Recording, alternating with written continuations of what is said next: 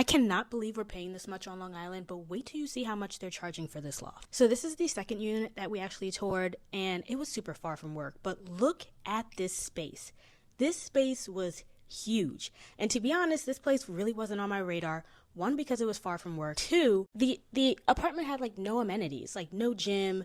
The pool felt like a community pool, but the space had a vision. I had a vision. So it had this outdoor patio, which again, we were looking for a space where we can get some fresh air. But not only did it have one, it had two.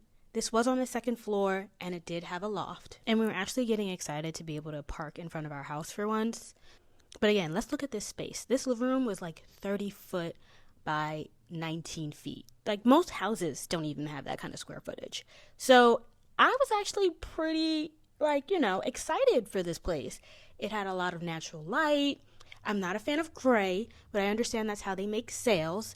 But honestly, I feel like people should paint apartments white and leave it at that. So this is the coat closet. Felt pretty spacious to me. And this was the kitchen. The kitchen was like not all that. Like the cabinetry felt kind of cheap to me. The cabinet felt like, the cheap stuff you give in a flip.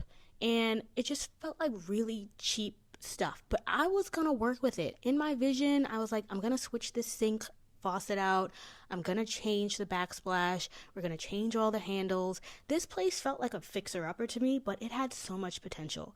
I'm so into hosting, and I felt like this space actually finally gave me that, where I can host a lot of people at once in a 30-foot living room.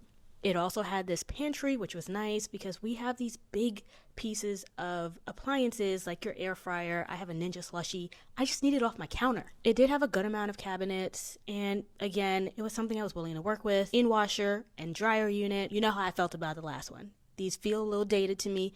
But like I said, they wash the clothes. So it is what it is. Now the bathrooms,